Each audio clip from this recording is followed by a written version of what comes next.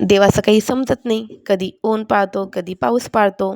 आणि आता कुठेतरी थंडी खूप कमी झाली होती आणि ऊनही चांगलं पडायला लागलं होतं, कडक ऊन पडायला लागलं होतं. आणि आज सकाळपासून पाऊस यायला लागला, त्याच्यामुळे खूप थंडी वाजते. आणि पावसामुळे मी कपडे खालीच वाळवत घातले. आणि आज मला बनवायचा होता गाजरचा हलवा. 2 दिवसापूर्वीच मार्केटमधून गाजर आणले होते, 2 किलो गाजर आणले होते.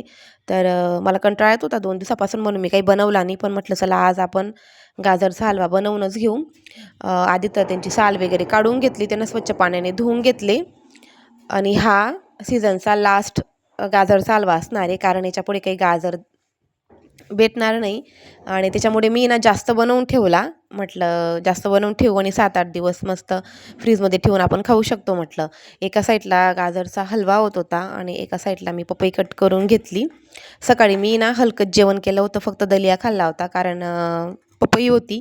आणि मला माहिती होतं की जर आपण फुल जेवण केलं तर दुपारी आपल्याला काही भूक लागणार नाही आणि ही पपई पण अशीच पडेल म्हटलं. आणि पिकलेली होती, म्हटलं खराब होण्यापेक्षा आपण खाऊन घेऊ.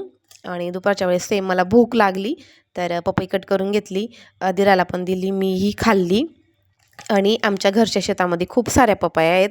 जेव्हा मी घरी होती ना, तर डेलीच्या आहे ना पपया येत राहायच्या. आम्ही इकडे तिकडे देत राहायचो, कारण मी एक दिवससुद्धा पपई खाल्ली नाही. मला घरी ना बिलकुल खाऊ वाटत नव्हतं. आणि आता इथे विकत घेऊन खायची आहे, तर मला खावीशी वाटते. तर ही तुझी पपई ना 70 रुपयाला मिळालेली आहे. आणि माझं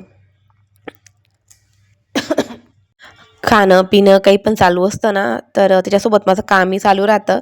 ही वस्तू इकडे ठेव तिकडे ठेव. संध्याकाळी 4 वाजता झोपेतून उठली आणि मी खिडकीमध्ये माझी डेलीची सवय बघते मी स्वतःला, कशी आहे काय आहे. संध्याकाळी आदू आणि आदूची फ्रेंड दोघीजण खेळत होते. आणि ही तिची फ्रेंड आहे ना, ती तिच्यापेक्षा मोठी आहे आणि इतकी पण काही मोठी नाही, पण तिला असं वाटतं ना की मी किती मोठी आहे आणि किती नाही. तर अदिराला ती बाबू बाबू असं म्हणते आणि तिला कड्यावर धरून इकडे तिकडे फिरत असते.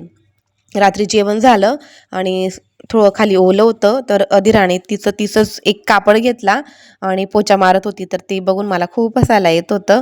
आणि रात्री आमच्या साहेबांनी आमच्या दोघींच्या पायांना काळा धागा बांधून दिला. माझ्या पायाला कायम काळा धागा बांधलेला असतो, डाव्या पायाला.